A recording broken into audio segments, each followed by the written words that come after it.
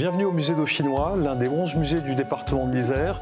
Ravi de vous accueillir sur ce site. Nous sommes là dans l'ancien couvent de Sainte-Marie-d'en-Haut, qui a été construit au XVIIe siècle, qui, avant d'être un musée, abritait une communauté religieuse et qui, depuis les Jeux Olympiques de Grenoble, abrite ce musée dauphinois, qui est à la fois un musée d'histoire et de société, tourné vers notre région et ses habitants, mais qui aussi, au fil du temps, s'est donné pour fil rouge de s'intéresser aux cultures d'ailleurs. Donc il le fait notamment à travers les minorités culturelles dans le monde et de voir comment les traditions sont perpétuées pour ces minorités. Mais aujourd'hui, il sera surtout question de revenir à notre territoire, à ces montagnes, avec l'exposition de référence que nous venons d'ouvrir il y a maintenant quelques jours, Alpin 7000 ans d'histoire.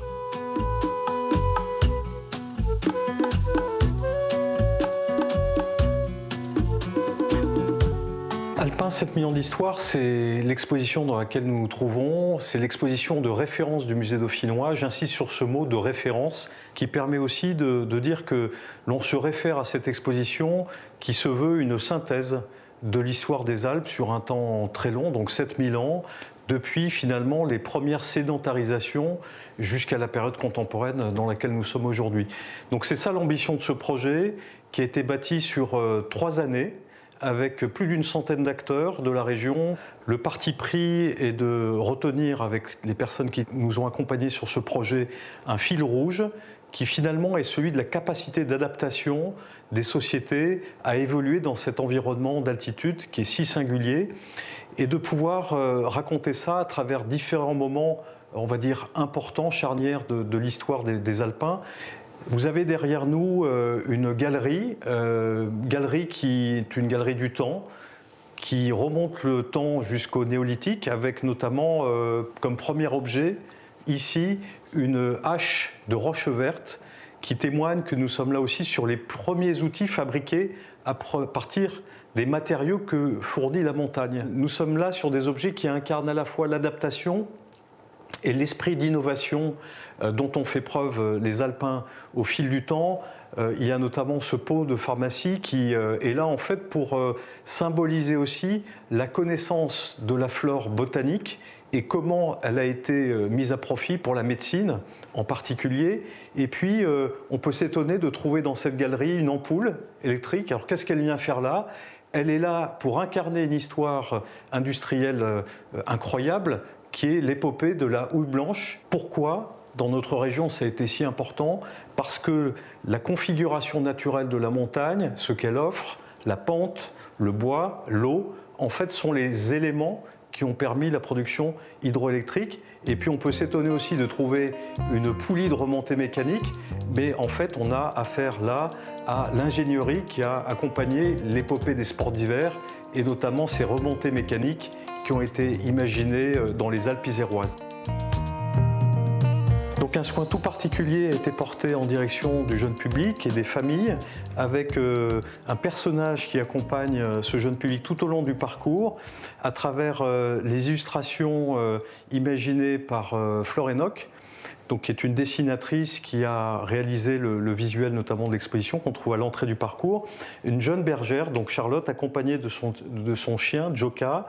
et qui, au fur et à mesure du parcours, va poser des questions à nos visiteurs avec des énigmes, des quiz,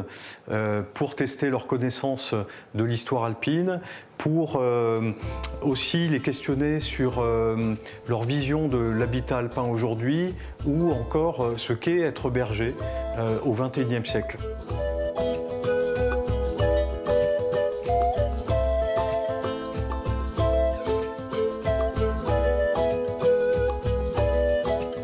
La carte en relief animé qui est devant nous illustre bien la volonté de recourir aux techniques nouvelles qu'offre le numérique pour rendre compte de l'importance de ces massifs et au-delà de ça, raconter en un film de 5 minutes, une vraie gageure, l'histoire des mobilités dans les Alpes depuis 7000 ans. Et comment en fait cet espace alpin n'a pas empêché, cette montagne n'a pas empêché les populations de se rencontrer, de traverser ces territoires d'altitude pour des raisons à la fois migratoires, pour aller s'installer de l'autre côté, pour aussi aller travailler de temps à autre. On parle des saisonniers encore aujourd'hui. Eh bien, il y avait une migration saisonnière dans les Alpes qui est très ancienne, qui profitait notamment aux populations qui vivaient ici lorsque des saisonniers piémontais venaient au moment des récoltes, de la moisson. Et puis aussi parce qu'il y a des voies commerciales à travers les Alpes qui existent depuis fort longtemps, mais que ces voies ont profité aussi aux armées qui les ont traversées, ne serait-ce qu'à l'époque romaine ou encore à l'époque napoléonienne. Donc ce sont autant d'éléments que l'on a voulu raconter ici pour dire que les Alpes ne sont pas un espace clos, fermé et replié sur lui-même, mais bien qui a toujours été en fait en relation avec le reste du monde.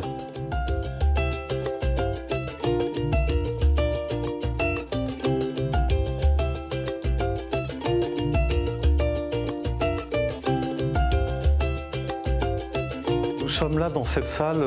dans une ambiance très différente de la première dédiée à l'histoire. Nous sommes ici en fait pour proposer aux visiteurs entre guillemets, une photographie des modes de vie d'autrefois, de ces populations qui vivaient dans les territoires d'altitude, avec des collections importantes qui sont celles du musée dauphinois, mises à profit pour l'occasion, que certains visiteurs retrouveront peut-être de la précédente exposition Jean de l'Alpe, avec notamment des objets qui sont emblématiques des collections du musée dauphinois. Je pense à ce trinque-balle, ce chariot qui servait notamment à transporter les foins, et puis le coffre de charité qui est une autre pièce emblématique qui rappelle aussi l'organisation communautaire, l'entraide des populations de montagne vis-à-vis des plus nécessiteux, et puis une innovation de cette exposition alpin, ce sont ces cartels dits augmentés qui nous permettent, au moyen de ces écrans, de pouvoir naviguer dans la pièce qui est derrière nous, même si là nous nous trouvons en plein air, avant de rentrer dans la maison avec les dioramas qui reconstituent l'intérieur de l'habitat alpin, on va dire de la seconde moitié du 19e siècle, début du 20e siècle. Et donc nous avons la possibilité, avec ces écrans, d'accéder à la fois à des contenus informatifs sur les objets qui sont derrière nous, les outils qui servent aux moissons et à la fenaison, et puis, pour revenir à ce trinque-balle, une photo qui permet de voir comment il était utilisé à Grèce-en-Vercors, en l'occurrence, dans les années 1920. Donc c'est un outil qui nous permet évidemment d'enrichir les contenus de l'exposition au-delà du simple texte ou cartel d'exposition.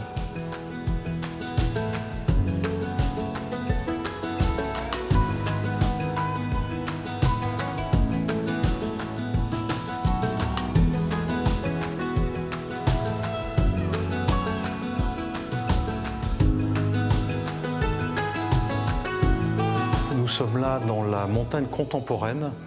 montagne du XXe et du XXIe siècle, avec un rappel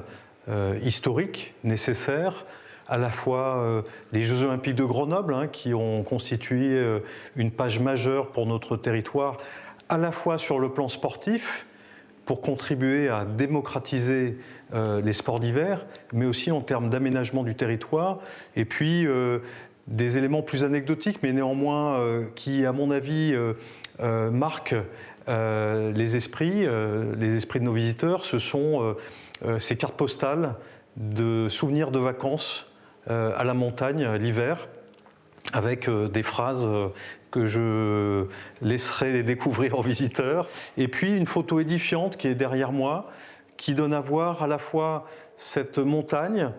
traditionnelle avec ce troupeau qui passe sous les remontées mécaniques à une époque de l'année où il fait beau et chaud. C'est pour signifier l'évolution des activités avec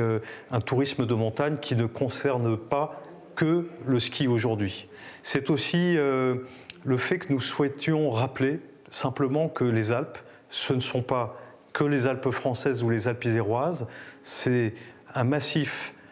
immense à l'échelle de l'Europe. Donc c'est pour aussi donner la parole à de jeunes Européens que cette partie a été imaginée, de façon à leur poser la question de comment ils perçoivent la montagne à l'horizon de 2050, avec des témoignages qui ne sont pas toujours très optimistes, parfois qu'ils le sont davantage, mais c'est ça aussi la réalité aujourd'hui de la montagne qui nous préoccupe, avec autour de nous des photos d'un glacier à 100 ans d'intervalle, le glacier de Sarenne, qui donne à voir aussi la disparition progressive d'un glacier dans les Alpes iséroises. Et pour ne pas être trop pessimiste, nous abordons aussi aujourd'hui toutes les initiatives de transition pour voir comment les acteurs publics, privés, les citoyens agissent dans différents domaines. Et puis pour terminer, nous abordons une notion qui nous est chère dans un musée, celui des archives de la montagne. Pour revenir finalement au cœur d'activité du musée, ce sont ces collections avec des photographies, des dizaines de milliers de photos de la montagne d'autrefois que nous mettons à disposition pour une petite sélection dans cette exposition pour témoigner d'une montagne qui a évolué aussi au fil du temps.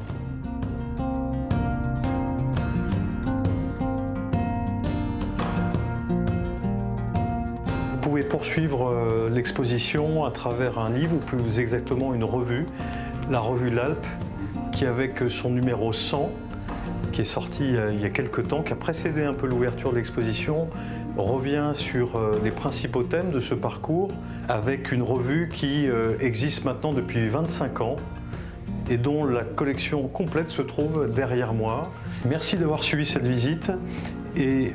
revenez dans les 11 musées du département de l'Isère, accessibles à tous librement. Merci et à très bientôt.